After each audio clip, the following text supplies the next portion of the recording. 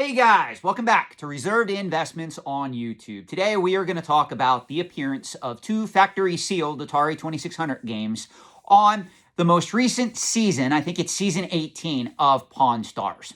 Now I do got to give my hats off to Pat the NES Punk, who did an excellent job covering this topic already. So I am going to expand on some of the things that he talked about in his video on this appearance on Pawn Stars.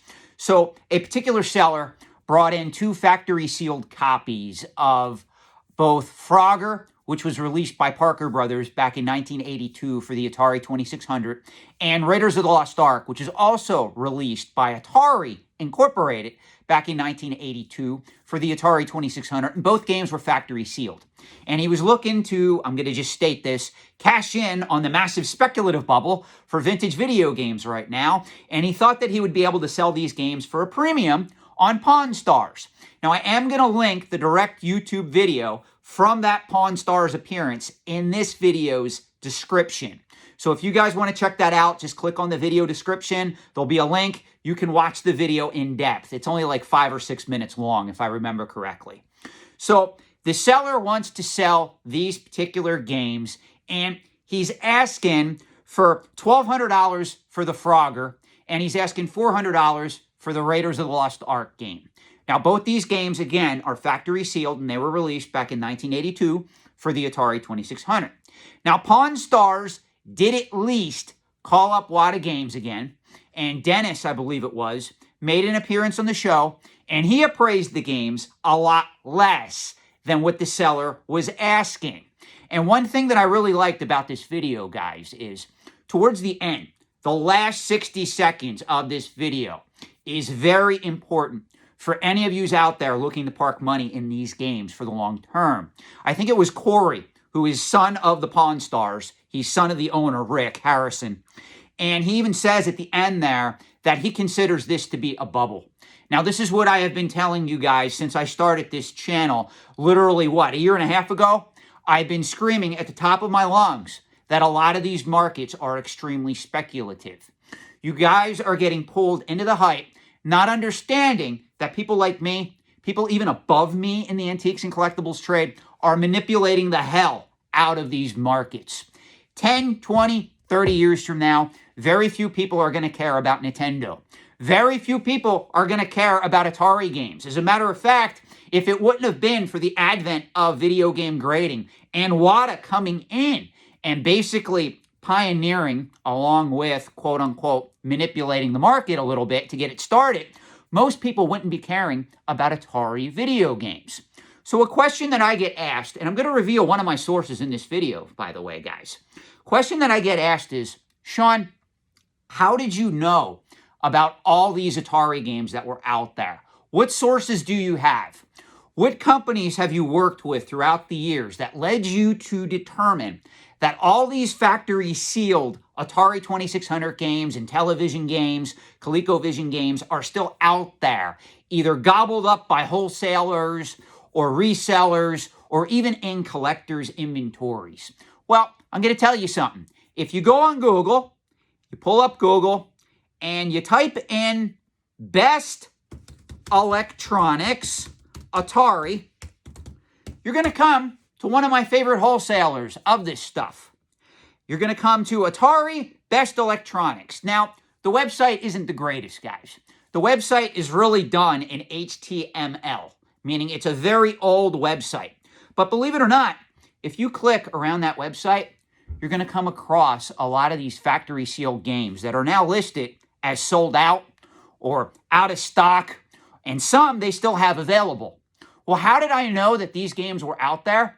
Because back in the day, during the original Atari 2600 bubble that occurred between 1995 and 2004, I was out making contacts with a lot of these people that had massive quantities of Atari 2600, Atari 7800, Atari Computer, Intellivision, ColecoVision games, and the like, and they had mass quantities of this stuff. And I'm going to let you in on a little bit of other information here. A lot of these people also pointed to other individuals that had mass quantities of factory sealed Nintendo games, Sega games, even TurboGrafx 16 games, and the like. Now, to be fair, there is much less factory sealed TurboGrafx games, factory sealed Sega Master System games, factory sealed Sega Genesis games than there are factory sealed Atari, Intellivision, ColecoVision games and systems that are out there in mass.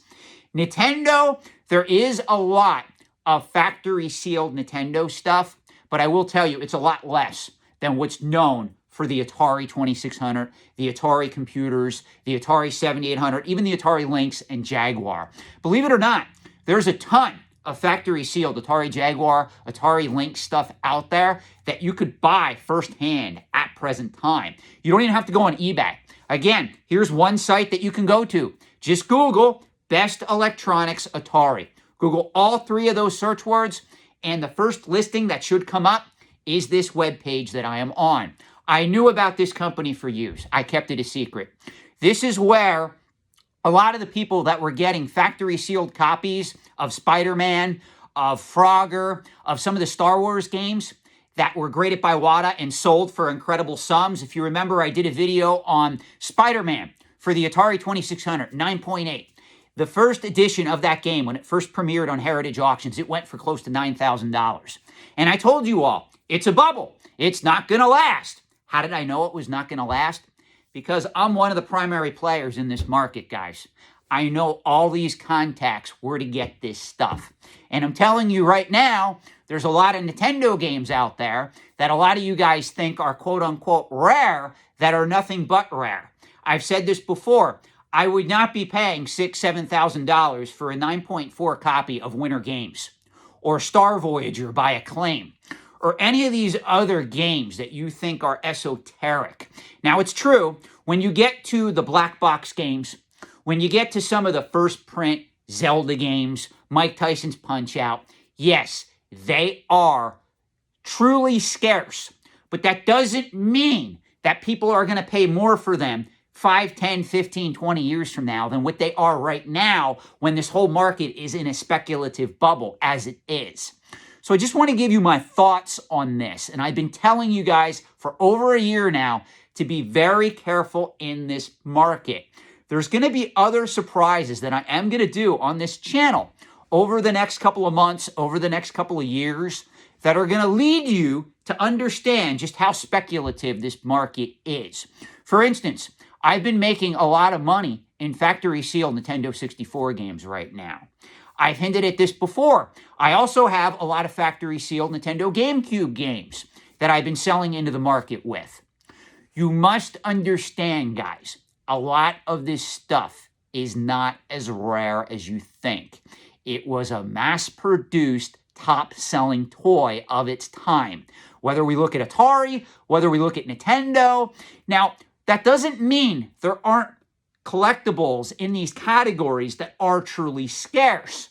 But what I'm telling to you right now is a lot of people are involved in these markets from an investing or a speculating mindset. As a result, the prices are at all-time highs. There's no guarantee, even if you buy an extremely rare video game right now in the highest grade possible and you pay $100,000 for it, there is no basis to predict that in 10, 20, 30 years, that item is going to double, triple, or quadruple in price. That is fantasy thinking. These markets do not work like that. If you want proof, I'm going to be doing a video on vintage Star Wars figures, the prices of where they've been throughout the years and where they are now, and I'm going to show you firsthand why investing in a lot of these items over the long term, especially when it's pop culture items, does not work out like people think. Now, it's true. If you were lucky enough to get a first edition booster box of Pokemon cards from 1999, 1998, you kept them factory sealed, you're doing great right now, which is why I would tell you you're better off selling into the market than buying into the market at present time. Same thing is true if you have factory sealed either starter decks or booster boxes of Magic the Gathering, Unlimited, Alpha, Beta, even Revised right now. Revised had a very high print run back in 1993, 1994, and it is accelerating in value on the secondary market. I have a client of mine that came to me who has 10 factory seal booster boxes of revised booster packs, and he is selling them into the market at present time, slowly. And there are other people out there that have a lot of this stuff. Be very careful in any of these markets. So just to recap, guys, go back, watch that video that the Pawn Stars did. Again, I give a lot of credit to Wada Games in that video. They were very honest in that video. Their assessment, I have no complaints with. Their appearance was top-notch, but I do want you to listen to the last minute of that particular video, because Corey, Rick Harrison's son, who was at the Pawn Stars with Chum Lee when those games came in, he gave an excellent summary at the end of that analysis where he pretty much states, this is a bubble, and I don't want to be stuck with these items. And unfortunately, the seller walked away, and he thinks that these items are going to go up higher in value. I'm sorry, there is nothing over the next 10 to 20 years that is going to ignite more interest in Atari 2600 collecting. If you think there is, you, my friend, are an idiot. Thank you for watching. Have a great day. Consider subscribing to my channel if you like my content.